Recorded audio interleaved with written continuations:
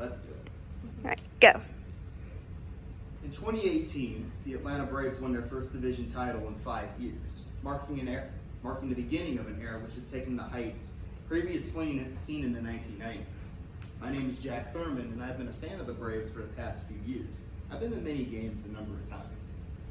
Now, in recent years, the Braves have been one of the better teams in all of baseball.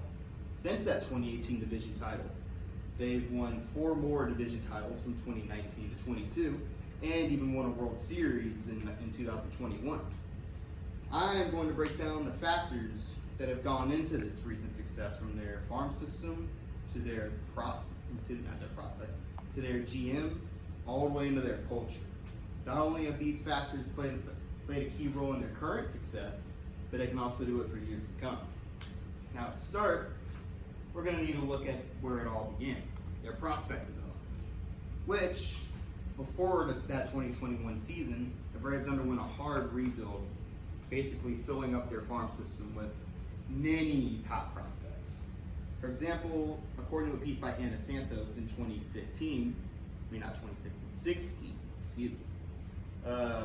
Braves traded pitcher Shelby Miller for, at the time, top prospect Dansby Swanson.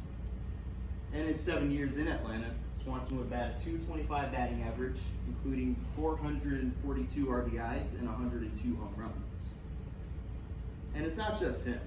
By that 2018 season, the Braves would have 9 top prospects in all these top 100, including the likes of Ronald Acuna Jr., Kyle Wright, Max Fried, and Austin Riley, all future stars to beat. And it doesn't just stop there. In 2022, the Braves called up their top prospect, Michael Harris, II, a move which would shock all of the baseball world in the sense that they were essentially skipping his AAA stint.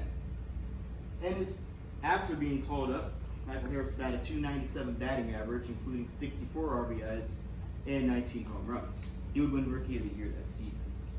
Now, the next factor we need to look at is their front office, which, since 2018, has been one of the best in baseball, mainly spearheaded by one man, Alex Anthopoulos, a man who came from Toronto after having a GM stint there from 2009 to sort of before 2018, like 2017. In his time in Toronto, he would lead the Blue Jays to 2 postseason appearances, including their first since 1993 and 2015.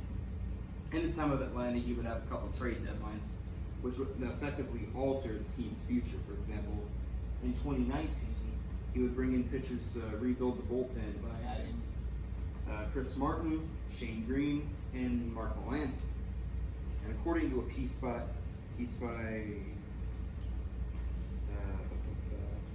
Deke Lloyd, not only would these pieces be paramount to repairing that bullpen that season, they would also be crucial for being reliable down a stretch that would be paramount to them winning the division that season. In addition to that, more iconically, he had a trade deadline similar to that, whereas instead of rebuilding the bullpen, he rebuilt their outfield, bringing stars like Joc Pederson, Eddie Rosario, Adam Duvall, and Jorge Soler to the Braves. And according to a piece by Ann Rogers, each of these 4 players would play a key role in the Braves' World Series run that year. Joc Pederson would play a crucial role in the NLDS against the Brewers. Eddie Rosario would play a crucial role against the Dodgers in the NLCS. And both Soler and Duvall would notably have their moment against the Astros in the World Series.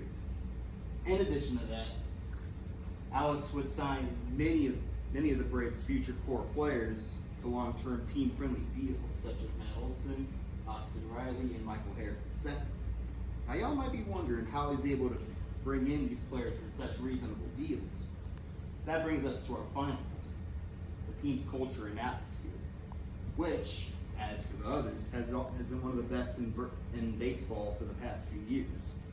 And how is this, you might ask?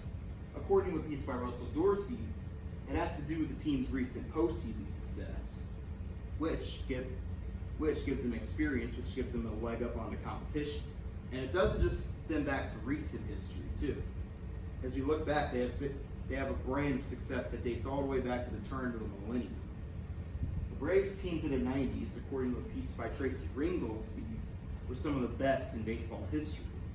In this tenure, these teams won 14 straight division titles, according to Ray Goolsby, from 1991 to 2005, which would only be the only exception being in 1994, when that season was cut short by a player strike.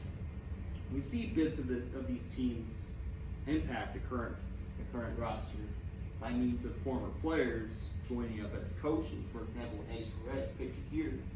And we also see players such as Matt Olson and Austin Riley, who grew up in Braves country and more than likely grew up watching these teams play. Considering all of this, we now know the factors that go into the Braves' success and how they can impact the team's future. I often go and watch Braves games with my friends at our local Wild Wing Cafe, and we often ask ourselves what goes into this recent success. And not only is it one factor, but it stems from multiple different factors. Factors that I have explained in this speech, from their farm system to their to their general management. Sorry about that. To their general management and to their team's culture. Now, at the start of it all, the team's question was, could they win a World Series? Looking at where the team has been in recent years, considering all of this, it's safe to say that the question is now not if they can win, but how many they can win. Thank you.